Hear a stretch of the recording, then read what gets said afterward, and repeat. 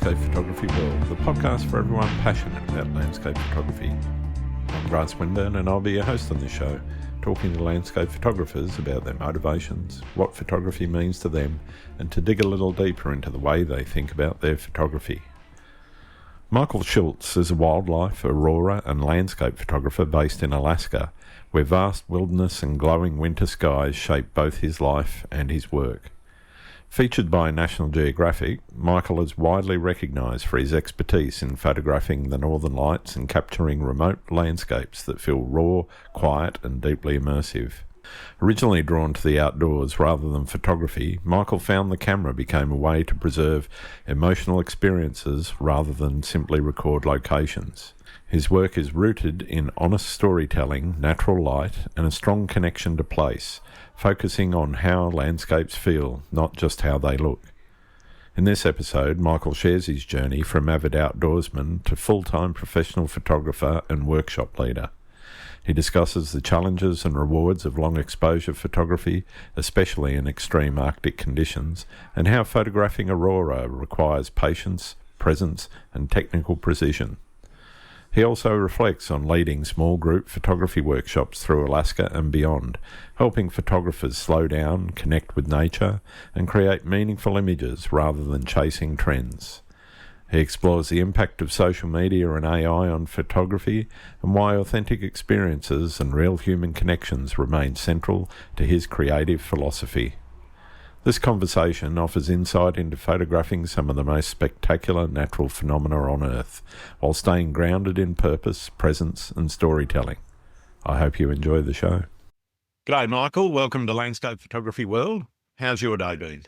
Good. Thanks for having me. Absolute pleasure.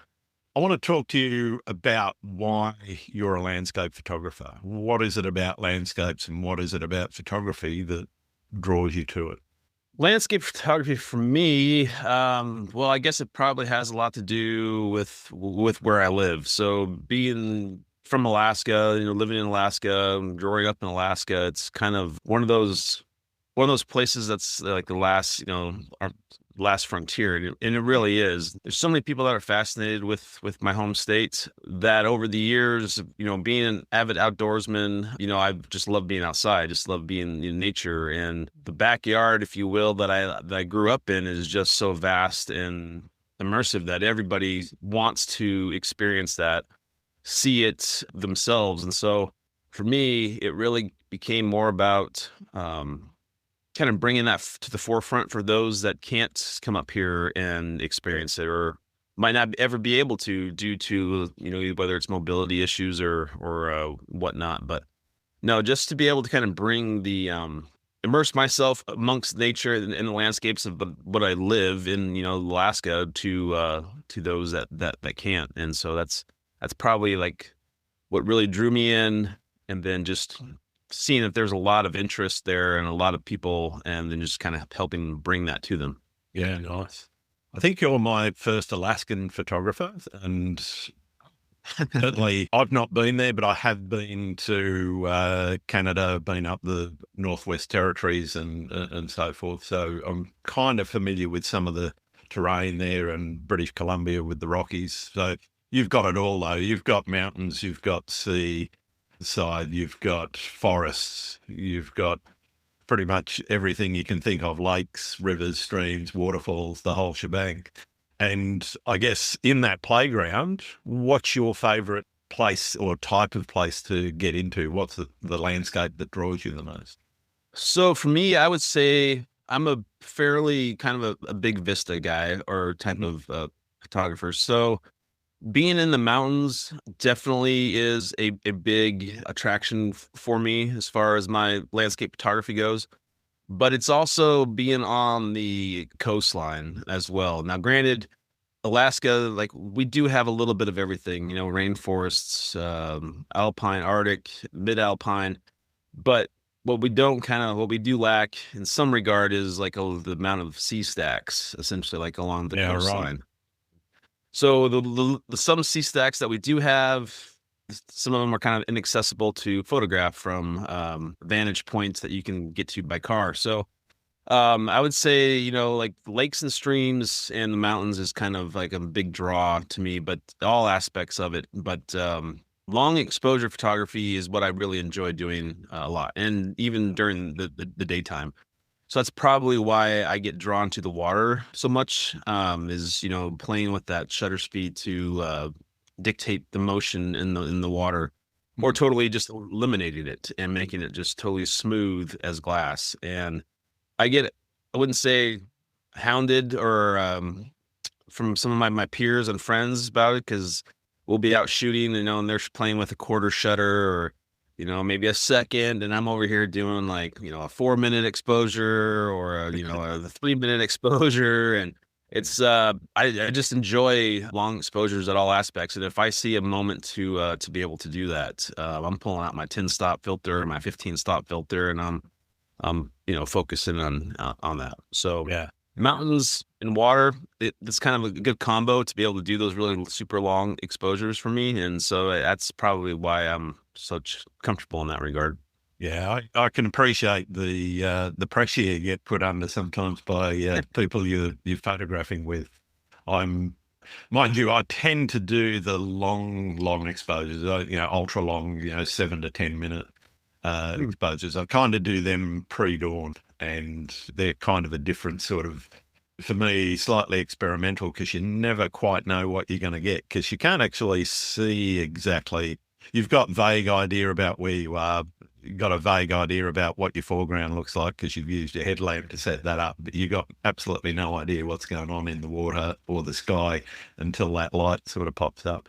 And that 7 to 10 minutes, what you capture in that is interesting at times. Some of the colors that come out are really interesting.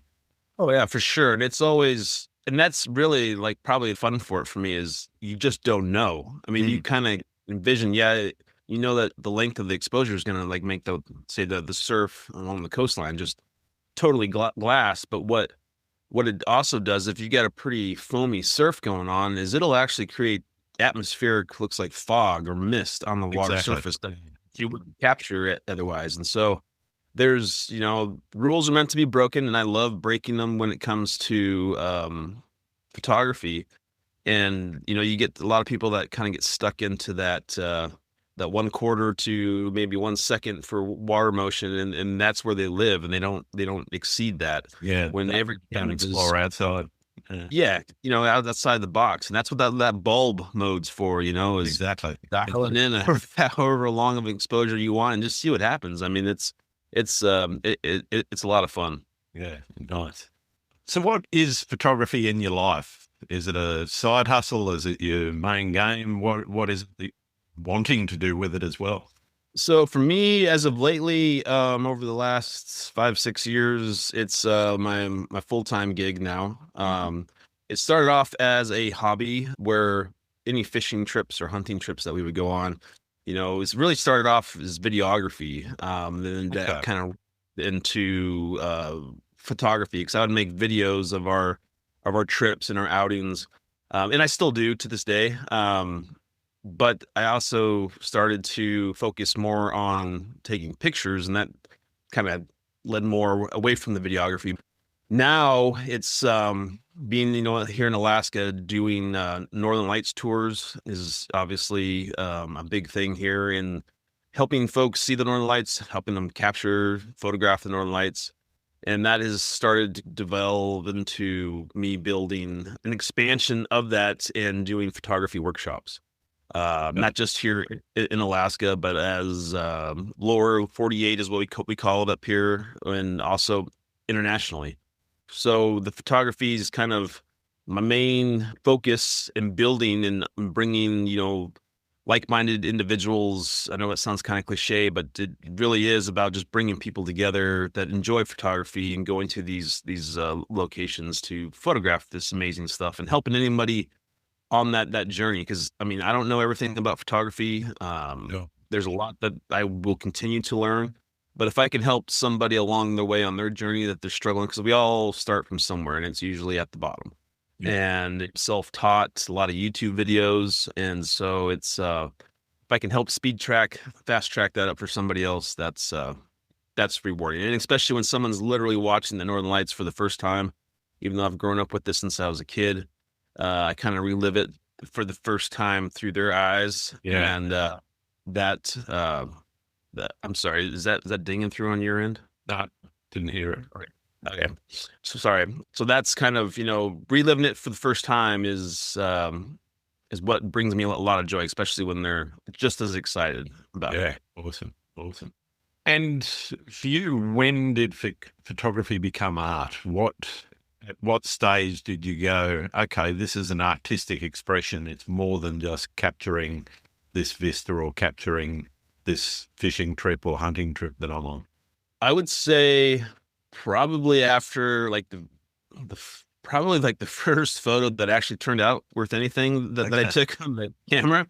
And I was looking at, and I was like amazed at just what a picture captured versus what I was getting on my video recorder. Sure. And just because, and I don't think then, like, I really realized what was going on because, different shutter speeds and, the amount of light coming in on the sensor during those different settings. And so this is just like with the Northern Lights. You can video the Northern Lights, but it won't look anything remotely close to what you'll capture on a long exposure image. So that for me was just like probably a turning point of exploring. And it was probably a sunset photo, I'm guessing, if I can remember exactly, that really kind of turned me on because just the colors that were just kind of, the clouds were catching and the landscape was kind of kissed by. So that to me is probably what really started to want to pursue the photography more than the videography. And water was probably the first part of that really draw out the artistic vision is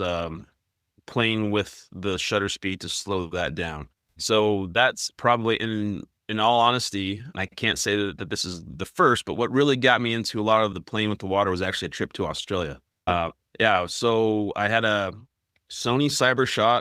Even though I'm a Canon guy, I had a Sony Cybershot at that time. And a friend of mine took me to, forgive me if I totally get this wrong, but it's a national park that's outside of Sydney, heading up towards the Gold Coast. There's the Three Sisters rocks are there. There's a waterfall. Blue Mountains National Park. Yeah. Yes.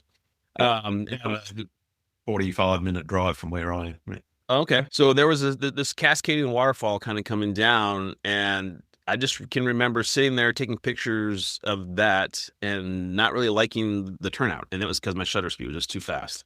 Yeah. And I can remember seeing, these other images of the bridal veil look, if you will, of the water silkiness to it. And I'm just like, how the heck do I, why am I not able to recreate how this? do I do this without blowing out all the highlights? And yeah, exactly. So I sat there and played around, and I got close to that, but that kind of sent me on a path of trying to figure out, okay, I do like this look. How do I go about achieving that? And so that just kind of built me up on this path. I would say that was probably more like the artistic push in the direction of like you can just do so much more with photography than you can videography. And that's probably kind of why I just started to kind of stay on that path. yeah, And bring out that creative, artistic side, I guess. you talked about learning how to take those long exposure shots of waterfalls and the like. What did you do? You obviously said, okay, well, I need to learn this. What did you do? Were you self-taught? Did you go and do some courses? Did you go and do workshops? How did you garner the knowledge you needed to do what you wanted to do? A lot of it's trial and error. When I was in school, I played a lot of sports. And so the kids that did the photography, you're kind of like, I'm never going to use that skill. Why would I ever want to, take that class? And yet here I was one of them, but I played sports. So you understand, it's like now, so it was kind of a hard path, a fast track of learning, but it was a lot of YouTube workshops. I never really attended early on at all. And so probably because I also didn't really know too much about them. Sure. So a little bit of photography magazines, but really just a lot of YouTube is where a lot of my learning has kind of come in. Since then I've bought some online courses. And when I have the time, I try to sit down and, either as a refresher or there's some of them I still haven't even completed just because of the lack of time that I have. And because I'm always wanting to kind of keep up and keep fresh, or you might even rewatch it and learn something that, you totally missed. Yeah. So, but yeah, that's kind of how where I started to figure that stuff out. And like I said, but mostly trial and error. Yeah, cool.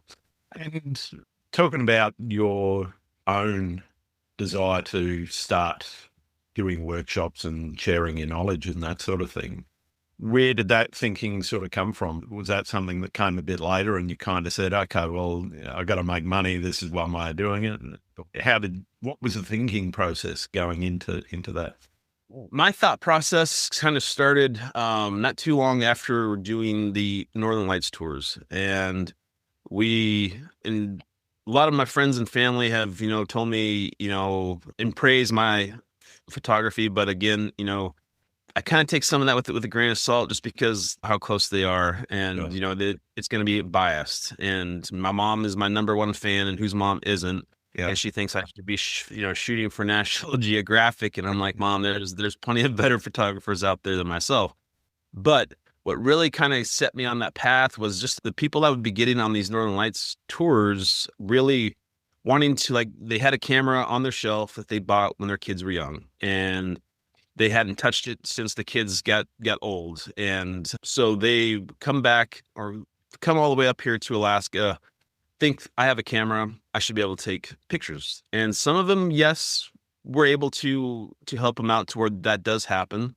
But depending on, like, especially the fixed lens, the zoom cameras, a lot of those, and especially the older ones, don't and can't manage the settings needed in order to photograph the aurora.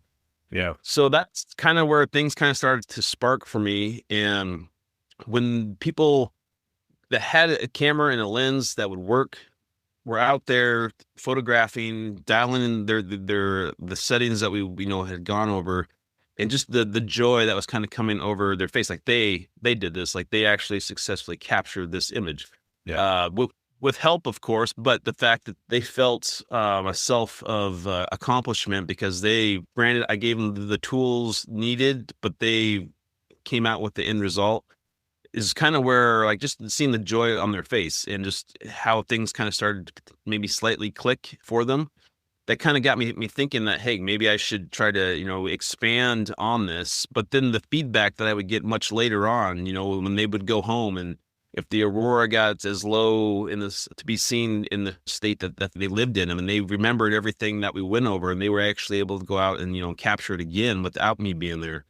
That's probably what really started to get me to really think about, well, maybe rather than just having these folks for one night and trying to teach everything that I can possibly help and teach them on in 6 hours, turn that into, a week-long ordeal, or longer, depending on the location, or shorter, depending on, what it is that we might be photographing.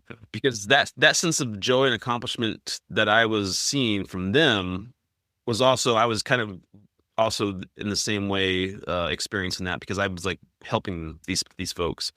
And so that's kind of been my forefront now, and my vision of expanding, Face the Outdoors photography is building this community of folks. So, No. in helping any way I can. Yeah. And when you're putting together one of these trips, obviously you're doing this quite a way out, because you're going to have time to sell the spots. And in doing that, what are you also thinking about in terms of planning, not only where you go, but all of the logistics behind it? Because everyone that runs a workshop knows that there's more to it than just turning up on the day, setting up and helping people with their, their camera settings. There's a bit more to it than that. Yes, there definitely is. And so, for instance, my first international workshop, I took a group, we sold it out, 10 people to Lofoten Islands. I learned a lot on that first international workshop in that regard. But what kind of helped me out in that same instance is I partnered with a company over there to assist in the transportation, because of the group size. And apparently Europe only makes passenger vans that are 9-seaters, whereas in the US here, we have 15 passenger vans, 12 passenger vans. So we had two vans, needed two drivers, and Norwegian law, come to find out, you have to have a Norwegian CDL passenger endorsement, like we do here in the US. Yep. Which I didn't have and wasn't even made aware of until after we got over there. So it all worked out in the end, but by collaborating with individuals from those areas, since I'm not able to, I always try to scout it out first if I can. Sure. However, going from Alaska to Norway, I would have loved to have done it, but it would have taken me, a month or better to really do some honest, hard scouting. So by utilizing their knowledge and expertise, they can kind of help fill in those cracks. And so what we like to look for essentially is to try to, while we're main focusing on the photographing the light and the landscapes, is, for instance, when we're going to taking a group to Madeira here, we're going to be visiting a a vineyard, and people do a little wine tasting, just try to experience and take in a little bit of the culture of where we're at on our workshops without overrunning it in a way of how tourists, which is why I usually keep my group small, because just mass touristy locations can ultimately just be chaos. Yep. And but definitely don't want to bring that to our locations, but I do look for little activities that we can do to incorporate a little bit of photography in as well, if folks choose to, but get a taste and a sense of the culture of where it is that we're at. Sure. By relying on individuals' collaborations with other photographers in those areas really benefits from, because they know it better than me. It'd be like somebody coming to Alaska, and there's a lot of companies that do that aren't from here and might be familiar with that sort of stuff. So yeah. Well, what about the ones in Alaska? If you're going somewhere that's a little bit remote, it's got bears, could even have polar bears in Alaska, because you kind of got that crossover between the Kodiak and grizzlies and the polar bears. So, I mean, I don't want to stress the danger of going, it's not all about, but you think about some of those things when you're going into places like that, Yeah, we do have basically, like you said, the combo: polar bears up north, the interior grizzly bears and black bears, and then the coastal brown bears. I am running 2 workshops in the spring and the fall out to Lake Clark National Park to photograph the coastal brown bears. The nice thing about that location, and even though safety is always, like you said, top priority, but those bears have grown up with cameras, or the paparazzi, if you will, their entire lives. Yeah. There is no hunting pressure in that park. Right. So when I'm choosing destinations, whereas if we were to go, say, to the gates of the Arctic National Park, it's hard to say what might happen venture-wise. Again, not to stress the danger, but those bears aren't necessarily accustomed to people. Yep. They might run off. They might bluff charge. They might full-on attack. You just never know. Yeah. In Lake Clark, where these bears are, like I said, have grown up over the years since cubs, and then they bring their cubs back, and then they bring their cubs back. They're used to, they're humanized to a point that they tolerate. They know you're there. They know you're not a threat. Correct. Yeah. And like a sow will literally just be grazing along, and she'll bring her cubs right up to you. And the cubs might walk within 3 feet of you, or they might walk up and smell your boots. And she doesn't even give you a side eye. She's just focusing on what she's doing because she doesn't feel threatened. Yeah. Whereas, places like Yellowstone, where you see those people all the time, in my mind, are idiots running up and putting the camera in the animals' faces. While they are used to people, they're not totally used to the fact of that close. Being approached, because if you're standing back and letting them come to you, that's a totally different, threat level in their minds to somebody approaching them. Yeah, sure. So they're people that get gored. You deserve that, in my opinion. So this experience, I've never really experienced like none other. So I've been out in the wilderness. Yes, I have been out hunting. Yes. And I have seen bears in the wild, but seeing a bear at eye level, 15 feet or closer away. Yeah. Wow. It kind of takes you to a different place. It's like you're doing a little soul searching inside. They'll be like, wow, this is actually happening kind of right now. Yeah.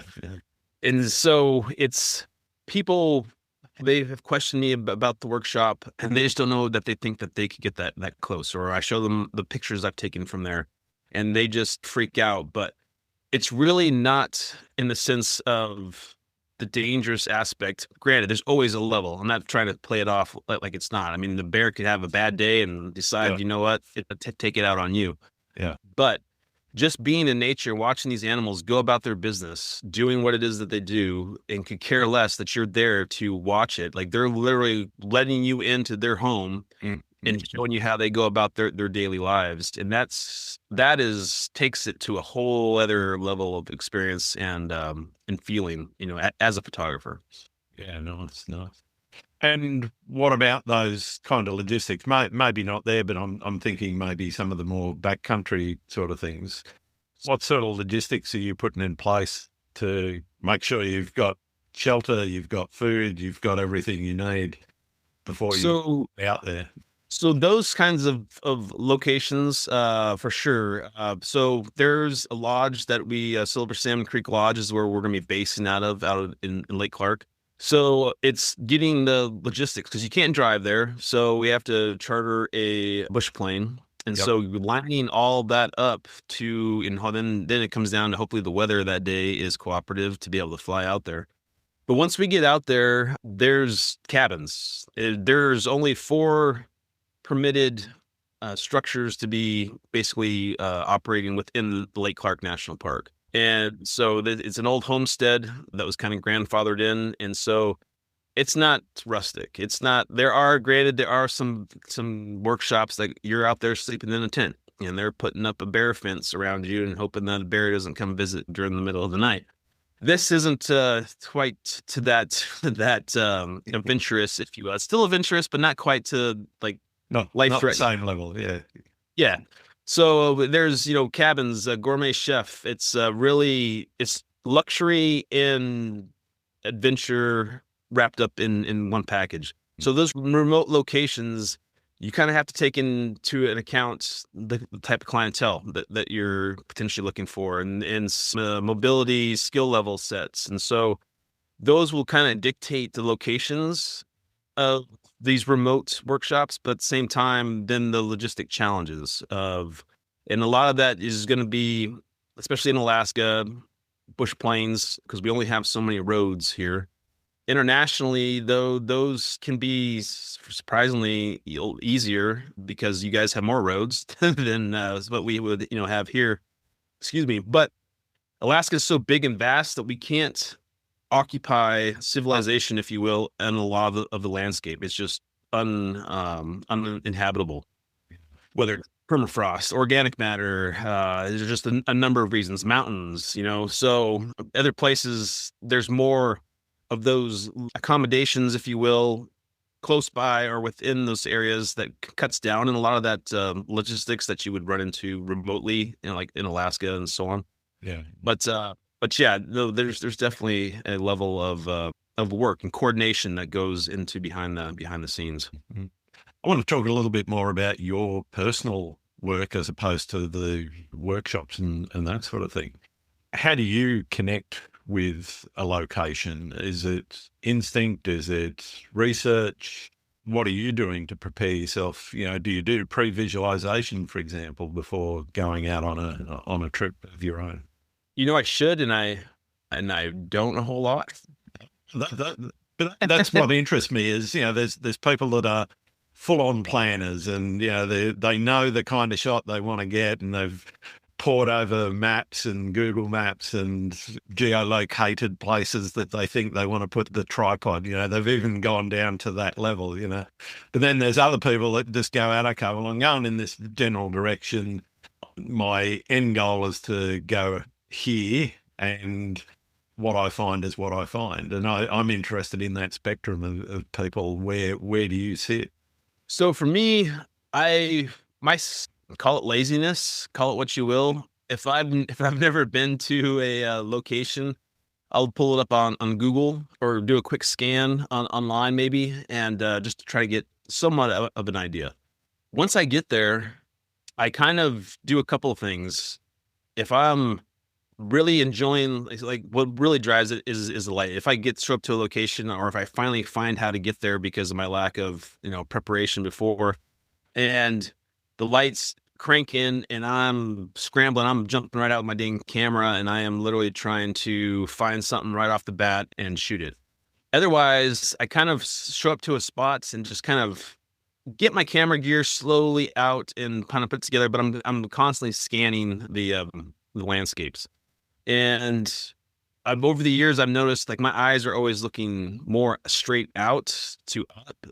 And I've been trying to do better about looking like also more down, because the big and one of the things that I've have mentioned to folks is like when you're presenting, let's say on a overlook and you got this mountain range, like that instantly draws you in, right? Your eyes are just consuming and eating all that up. The big picture is all consuming. Yeah. Yeah. You're not noticing the foreground or the midground or even the small intimate stuff that might even be like literally at your feet. And so you don't know where to point your camera. And so I've been trying to get better at slowing down my process of getting set up, but also to take that time to dissect and pick sections out of whether it's the mountain range or if it's a coastal scene, parts of the beach, how the surf's, slapping against the rocks or whatnot. So that's really where I wouldn't say I take a lot of time doing that, but I can take it to where a lot of people are probably shot off 100 photos maybe, and I just haven't quite, because I'm looking for that one thing that's just speaks to me, and it might be just the way like light reflecting off of the surf, and like we'll be out hiking, me and my wife, and she'll be like, "Oh, that's pretty," and I'm like, "Yeah," and I just kind of keep walking on because my eye is not seeing what she's seeing, and she's kind of wondering like, why didn't I take a picture of that? And I'm just like, I don't see it. I'm not seeing what it is that you are, and it's just, to me, it's not interesting. Not speaking to you. Yeah. Yeah. And a lot of places, if it's not really talking to me, and I'm sure, and a lot of photographers say this, and I don't try to mean to be like a cliche response to your question, but if I'm not feeling it in a way, or if it's not talking to me in a way that gets me focused on it, and then I'm like, okay, how do I want to present this? What is it that I'm aiming for? Do I like the way the light is? And how do I emphasize the light? Or if it's the shadows, how do I want to emphasize that? And then I'll spend however long just dialed in on that, regardless of whatever's going on.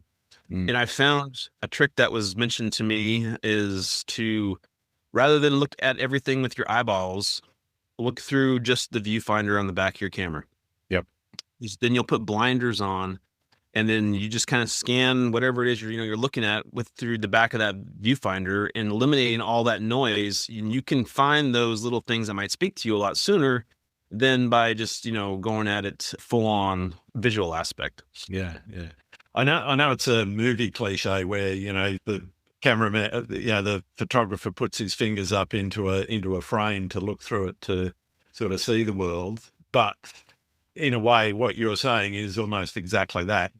You've got to put a frame around it. And I was always taught, back when I did photography in school, was photography is as much about what you leave out as what you include in the frame. And looking at the edges of your frame, looking at the corners and saying, okay, do I want that in here? Do I want that out?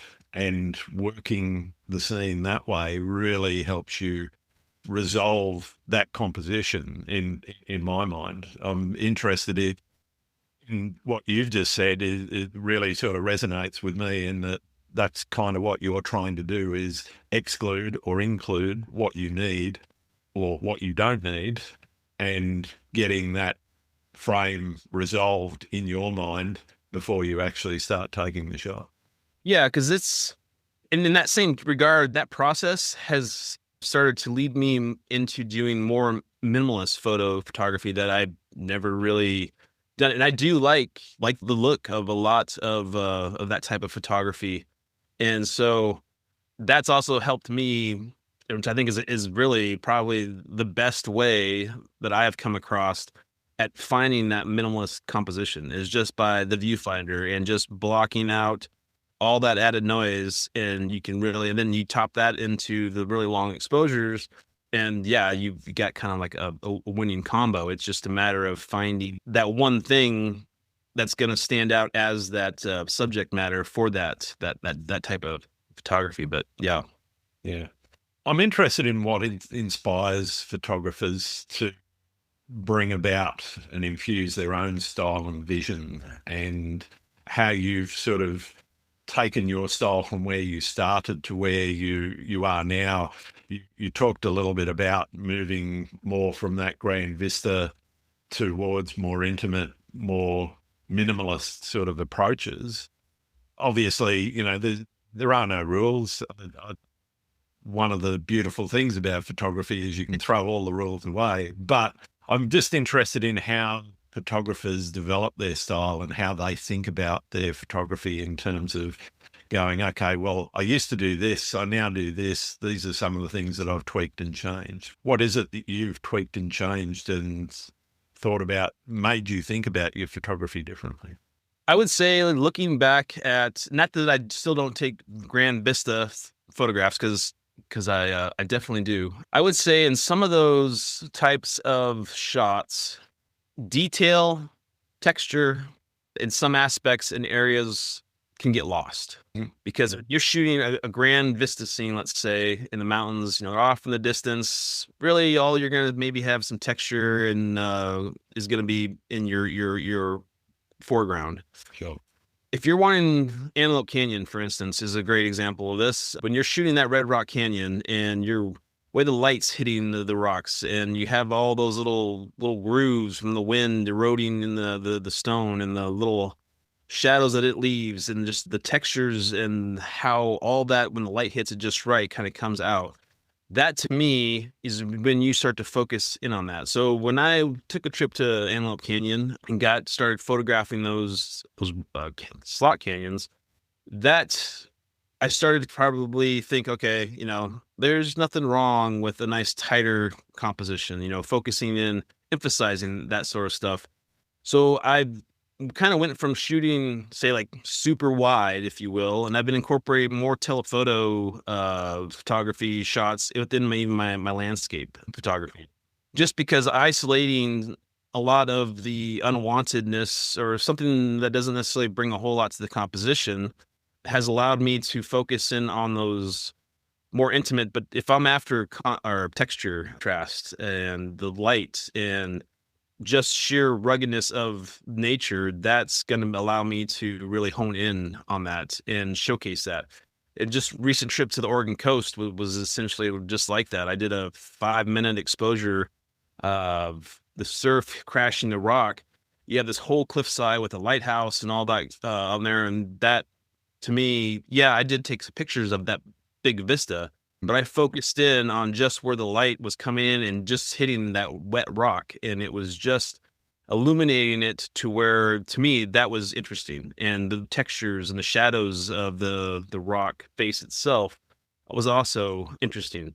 So what I didn't realize, as we were talking about beforehand, of the surprise of those long exposures turning out, the sun was also coming up. Yeah. And it just started to crest over the cliff, and I've got, after that 5-minute exposure, I have these beautiful sunbeams kind of coming down into the frame of light hitting that rock, and also by smoothing out that water, illuminating the water surface. And it's just an amazing photo of light and texture, motion, all wrapped in one, but in a nice compact version versus, shooting that bigger scene. So that's kind of taking me on the path of still shooting wide, yes, but also keeping and looking for those much smaller, more intimate details in photographs that tell a more powerful story, kind of like the David versus Goliath, of a stronger imagery than something much bigger. The school bully versus, the young sung hero who is just this scrawny little kid thing. Yeah. Interesting. What is success for you in your photography? Not overexposing or underexposing my success. I've never been one to really base success on validation of peers. So people get so hung up, and it's one thing that just drives me nuts about social media is they get so hung up about thinking the level of success is judged by how many likes that they get on their images that they post, or how many views, that they might get. And to me, I am so frustrated with all that I don't even before, like when I was starting out, that would kind of get under my skin. But in today's world where literally every algorithm of every platform is chasing the other platform's algorithm, it's just nonsense. So for me, success comes from individuals who I've either helped along the way in some way, coming back to me, or complimenting me on either whether it's my work or how I've inspired them on their work. And it also comes from when I look at other photographers' work and I'm interested in, their editing style, let's say, or whatnot. And I don't ever try to copy anybody, but I do try to, if there's a certain look that I do like, try to figure out how I can kind of bring a little bit of that into my own work. I'm not a big fan of the overly HDR, really dreamy images. I try to keep everything as real as I can, as to like how our human eye more or less would see it. We're not going to see all that dreamy atmosphere unless it's really foggy and you're in a tropical area, kind of the thing. You can get those scenes. But you're not making them, I guess. Correct. So to me, success is literally going into an area, capturing that moment successfully, portraying it how it literally was seen, and having people be, whether it's amazed or moved by it, because that weren't there to be able to experience it themselves. Nice.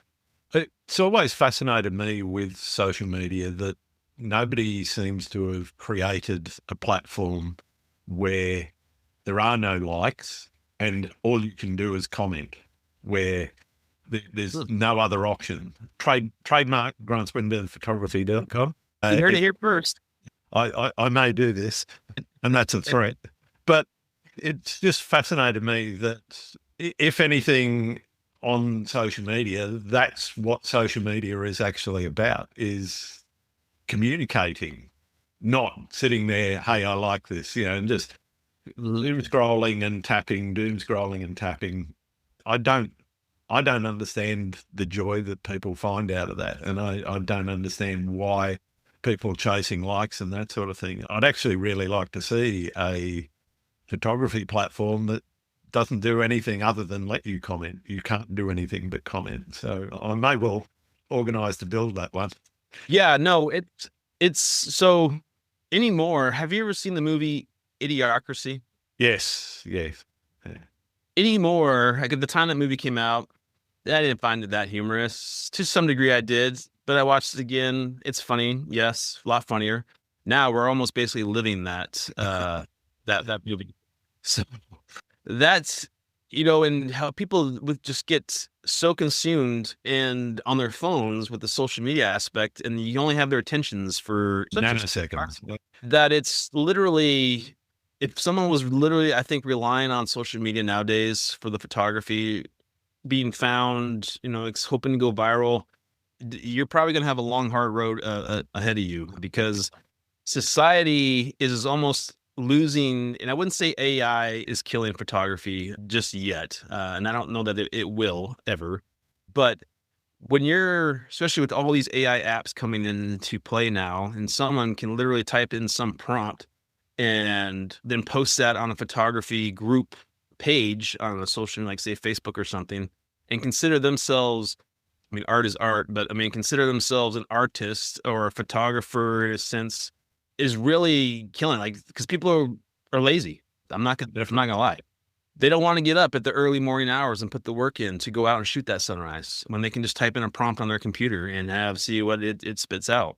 They don't want to, go spend the money on an actual camera and quality glass to go be able to capture something amazing, intimate, powerful, when they just would rather do it on their cell phone, or again, type in some prompt.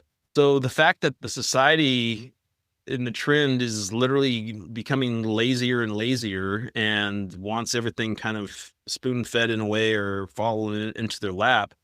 Then when they try to showcase that in a way that makes them feel empowered and they're not getting the likes, they think they have a real gold mine here. Yeah, that's going to be devastating just because of how society has been kind of, mentally preparing everybody around social media.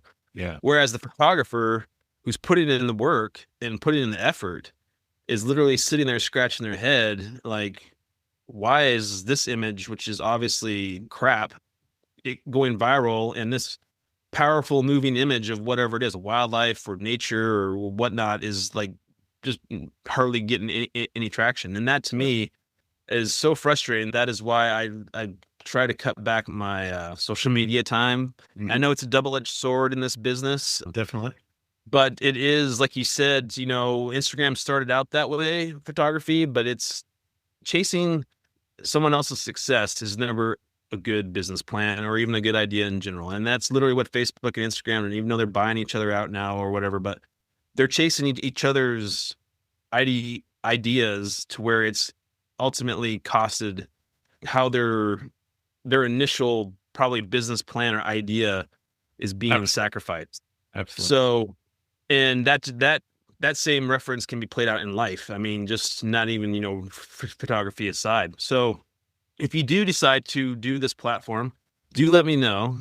Because yeah, it's nice to be able to just share the photography and not have to worry about the likes. If someone wants to, ask for some critiques, yeah, comment away. If someone wants to talk about how the image moved them or made them feel, by all means.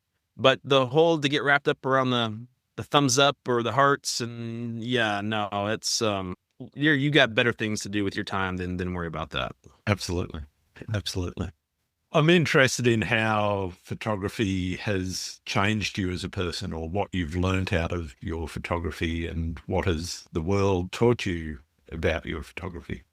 I definitely look at the world differently. It doesn't matter if I'm driving down the road, out walking, my eyes are always scanning, and I will be driving in the car, and I'll just tell Liz, like I'm constantly, like I wouldn't say constantly, but I do rubberneck a lot. I'll be looking out the window and be like, look at how the light's hitting the mountain over there, or how the clouds, and so I find myself looking and finding those types of potential images a lot more than I used to. I would just kind of be oblivious to it, otherwise.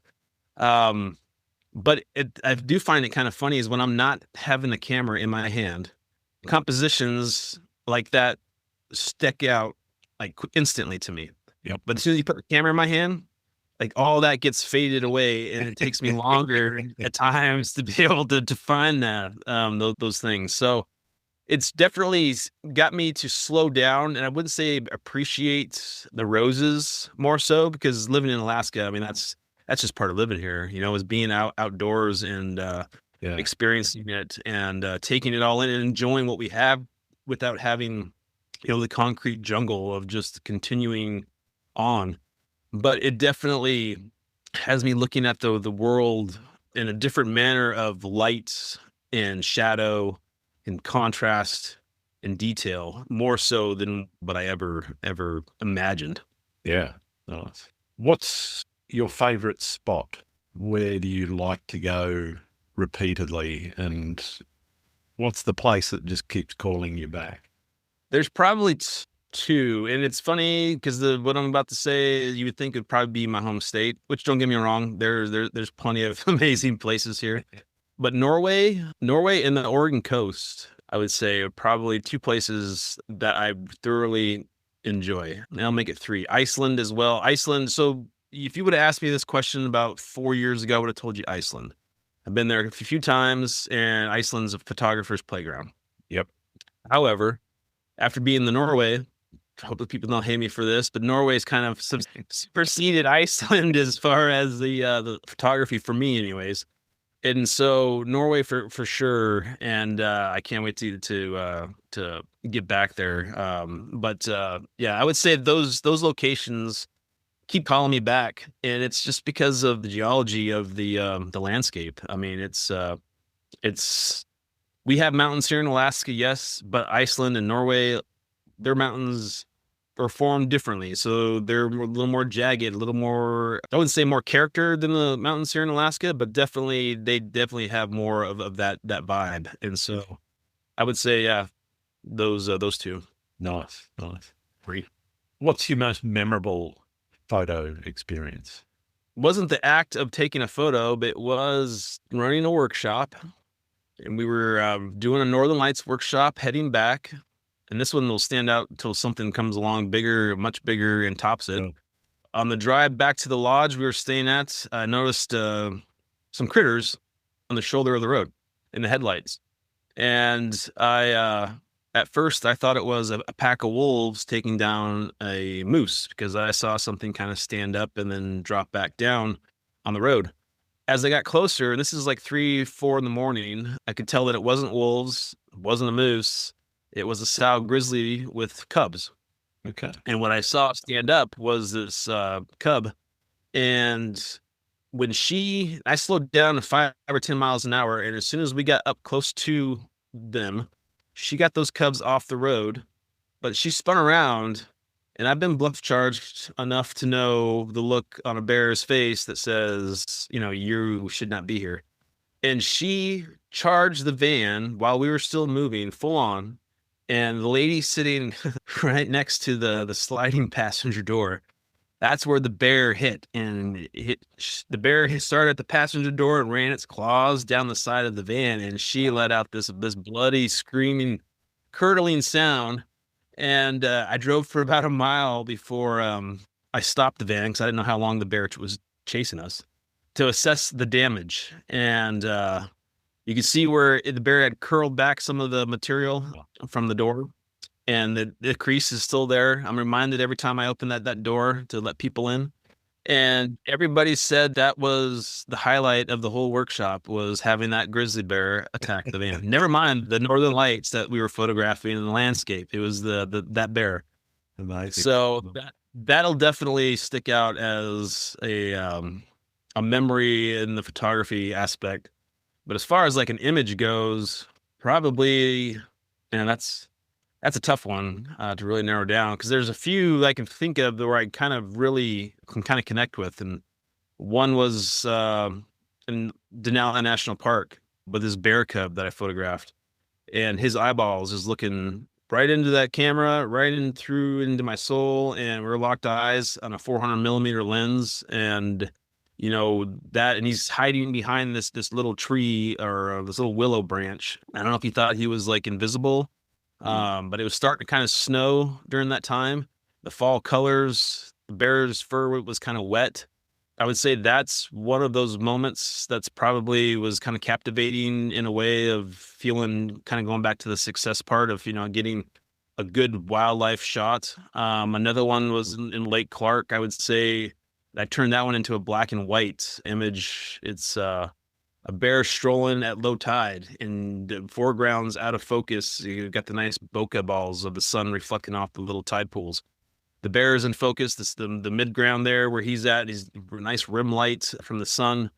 And to me, it speaks to me in a powerful way of this bear just out in the middle of his element, doing what it is that he does, and could care less about anything else. Us, yeah, social media, the whole thing. And to me, that image probably is one of my more powerful images I would say I've probably taken personally. Fantastic. Yeah. Are you straight into your editing when you get back from a trip, or do you leave things for days, months, years? What was the last one? Years? Yeah.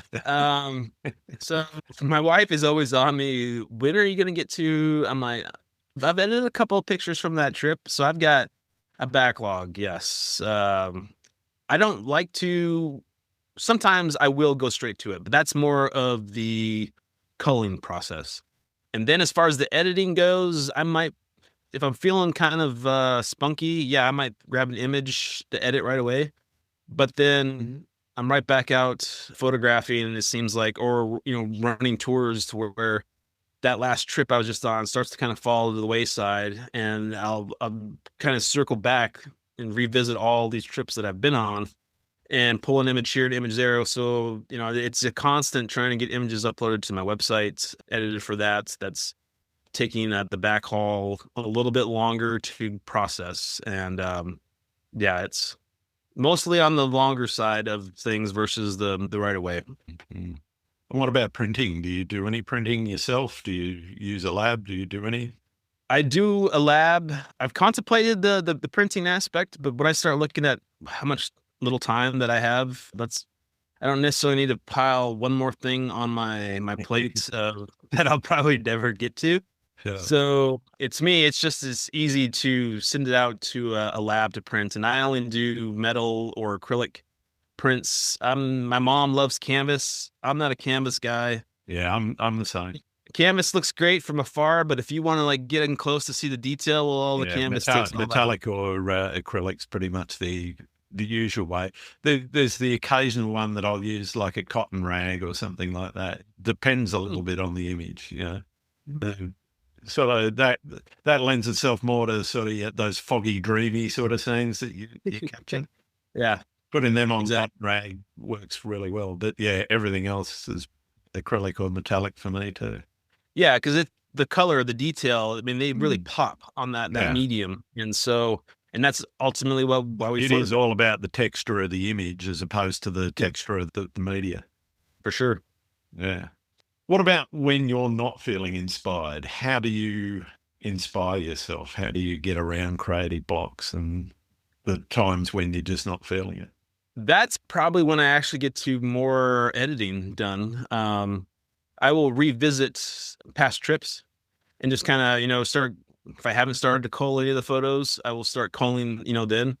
But the images that I end up deciding to keep and edit potentially, I'll just kind of look the image over, find out what it was that made me take the picture again, try to think back. Yep. And see if there's any improvements that need to be made, or something I don't quite like, or something that might spark an idea of trying something kind of differently.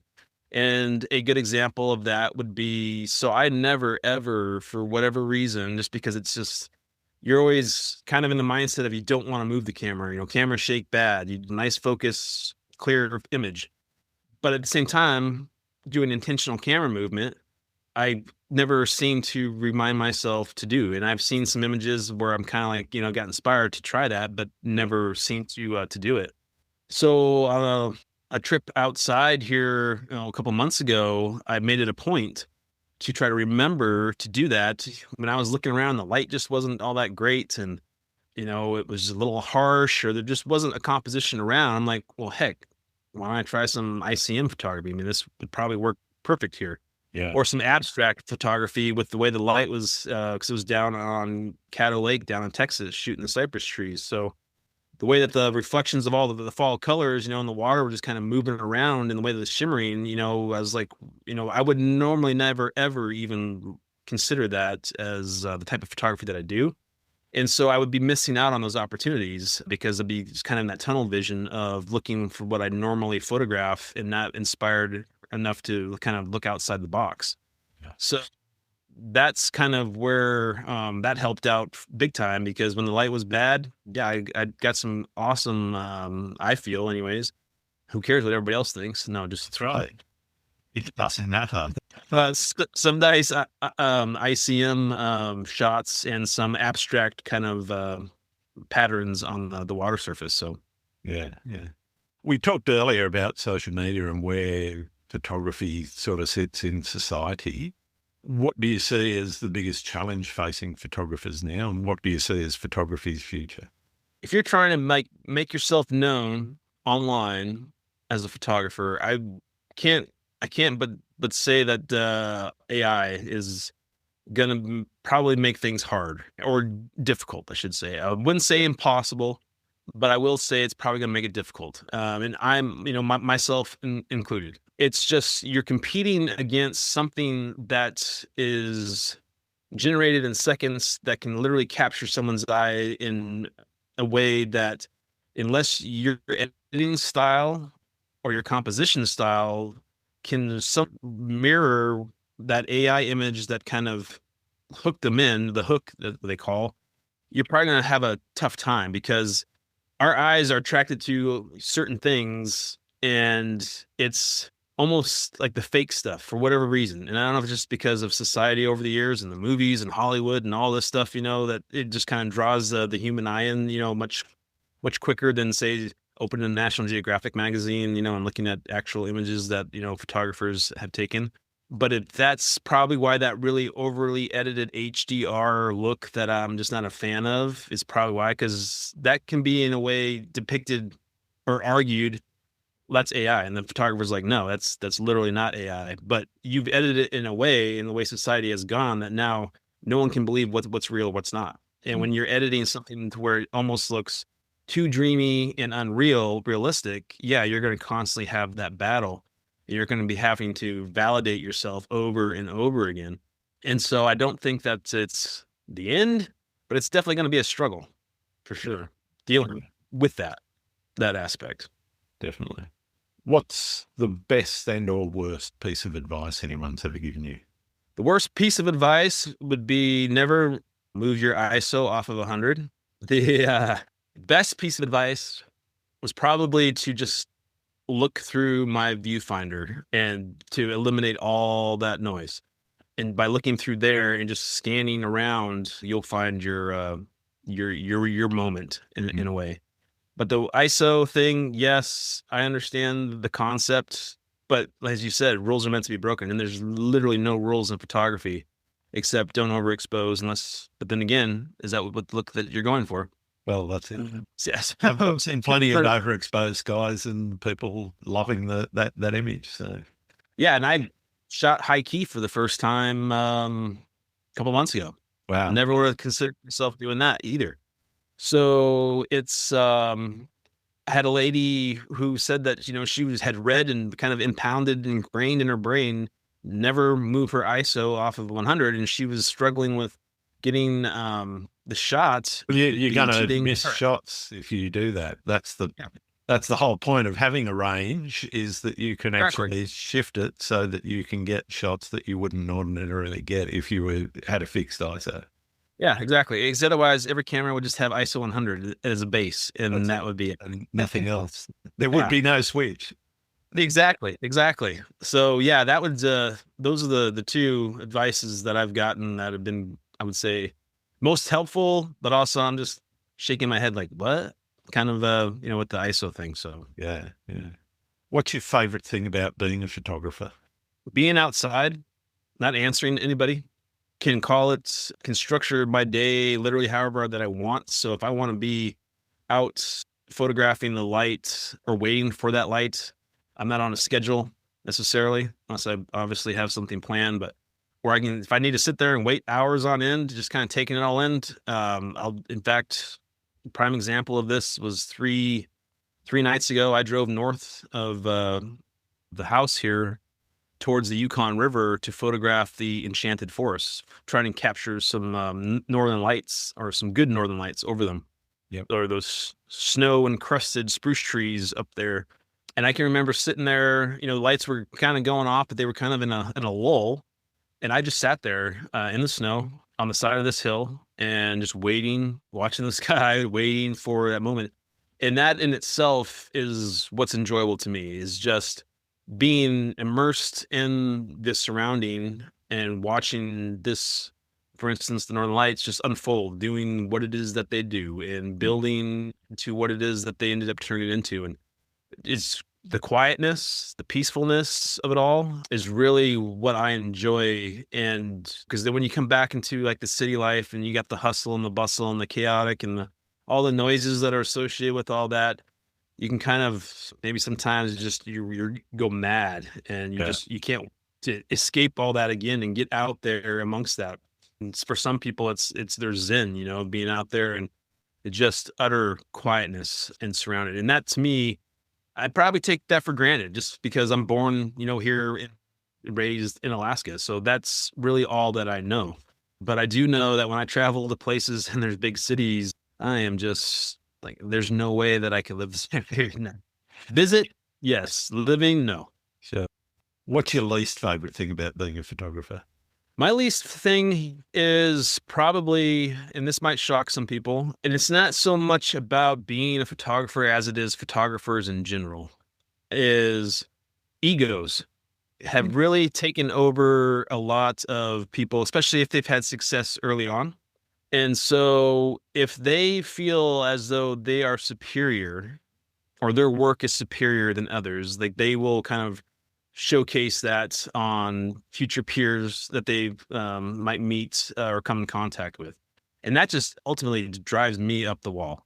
Yeah. There's nothing more that I hate than is a photographer who thinks essentially their stuff doesn't stink, and someone who's trying to improve, someone who's trying to potentially, and heck, they might even idolize this individual too, which really, is upsetting. But trying to come at it from an approach that I'm better than you, and you're just knocking that other person, photographer, down and thinking that they're never going to achieve what it is that they're ultimately trying to achieve, that just drives me up the wall. Yeah. And I have experienced it at times. I feel like, I've met photographers who have been in the business longer than myself. And at first I thought, these are cool people to get to know and kind of associate with and kind of kept in contact. But then it's like the contact over time, when now there's distance, starts to fall off. But it's that you still see, especially with social media, because you can see who's all liking whose stuff now. You see like the little cliques of photographers, liking their stuff and whatever. Yep. And it's like, well, I thought that we were, getting along, getting to know each other. And so like the click stuff, it just, that drives me nuts. And so that's, being a photographer, that's what I would hate. I hate the most about it is the clickiness, the egos, because ultimately, especially now, because if you want to take a step further, as we mentioned about like the AI, right, and social media, if you're literally against your fellow compadres, you're not helping each other out. And the AI stuff and all that stuff can start to weasel itself in and take over more. And then it's even going to make our jobs even harder. Yeah. But it's also, whereas if we come band together and stick together, you got strength in numbers there. So it's that was probably the least that I hate. And to fall back to your question about success, I just realized I had a gentleman come up to me. I was shooting on the coastline, and I think at Oregon, and asked what I was doing. And I told him, and he said, "I appreciate you guys, photographers, being out here photographing this stuff, because I would have never known that this even existed." Yep. And so by us photographers capturing, and by sharing our work, people like himself see it, and then they can go to appreciate it, in person. But even with that comes with a grain of salt, because like Madeira, for instance, the Fanal Forest is being cut off and blocked off because of the overrun of people and just being stupid about, visiting those types of locations. Yes. So there's always a good and a bad with, being a photographer. And so the bad part too would be over exploiting an area that gets inundated and overran to where its beauty is no longer there. Yeah. It's just totally, in a lot of places are coming down on the restrictions because of the other term I hate is social influencers, and it's, you think you're this type of a person and you're showcasing this, but ultimately there's a way I think you could go about it without exploiting an area. Yeah. So I'm very cautious of who I take to certain locations that I photograph. And I never really ever reveal any location that I photograph by name, just because it's like your fishing hole. You don't just tell the world where your hotspot is.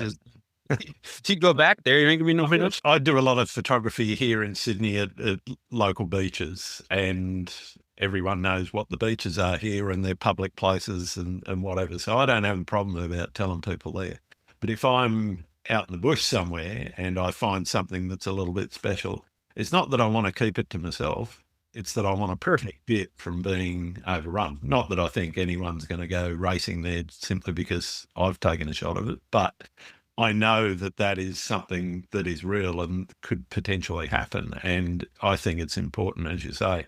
It's not about gatekeeping. It's not about saying, I'm better than you or this information is secret. It's about protecting those areas and making sure that people aren't overrunning them. You talked about the Fennel Forest in Madeira. I was there a few years ago, and it wasn't foggy, which annoyed the hell out of me. I went twice, and so there was no fog, but both times I went there. But there were hordes of people. There were hordes of people, and there were hordes of people not just walking around admiring the forest and so forth. There were people climbing on the trees to take social media pics and that sort of thing. And it's like, oh my God, can you just stop and think about what you're doing and why you're doing it? They try to argue that they're doing a service by, entertaining or bringing the entertainment to their followers and people, or bringing the wherever it is that they're at to the forefront. And that's all fine and well. But you also have to approach it from a conservationist standpoint. I mean, a lot of nature conservation is come about through photographers visiting locations over and over again and seeing how the climate has changed, or the erosion, or just, things in general that have been documented. And so and again, rolls into your little influencer status of when you're going to these locations, especially a place like Fennel Forest, who's very delicate ecosystem there. And when have your head up your butt being stupid about it, it's literally going to attract all that kind of same attention, and it's just going to kind of keep going on because everybody thinks they have to be standing in the exact same location as the individual who took the photo to capture whatever it is that they want. Why not be your own individual and be creative? Sure, go to that location, but look for a different composition or something that speaks not to try to do something that's a little bit different. Yeah, exactly. All right, well, we're going to have to wrap up shortly, but I've got a couple more questions for you. Are there any photographers out there that you think I need to be talking to on the podcast? I've got a couple of friends that might be up for it. Nye Simmons and TJ Thorne. Spoken to TJ, yeah. Oh, yep, you've spoken to TJ. Yeah. Yeah, he's actually the one that mentioned to me about the whole viewfinder. Yeah. Nye Simmons would be a probably a good one to talk to. Awesome. Thank you for that. My last question is one I've been asking from right at the beginning of the podcast, and it's an issue that divides a lot of people. Do you like pineapple on pizza? I do. Cool. You probably wasn't expecting that answer by the look on your face, but yeah, no. Some don't. Yeah, no, it's I'll definitely eat pineapple on pizza. Now, strawberries on pizza? No. My girls are into strawberry and Nutella pizzas, which I just kind of find, yeah. I'm with you. I guess it's strawberries and Nutella on toast to a certain degree, but whatever. All right, it's been brilliant having this time to talk to you, Michael. Thank you so much for being on the show. Where can people find your work? So my website is facetheoutdoorsphotography.com. My Instagram is Michael Schultz Photography. That's generally where I live to some degree, but oh, sorry, I just had a dang brain fart there. Might have to re-edit on this aspect. All right, so let me start that one over. facetheoutdoorsphotography.com is my photography website. Michael Schultz Photography is my Instagram handle. Either location there, you can get a hold of me easy enough. All right. Fantastic. Thanks so much, Michael. It's been great talking to you. I appreciate the opportunity, and no, I've had a joy as well. Fantastic. Thank you, mate.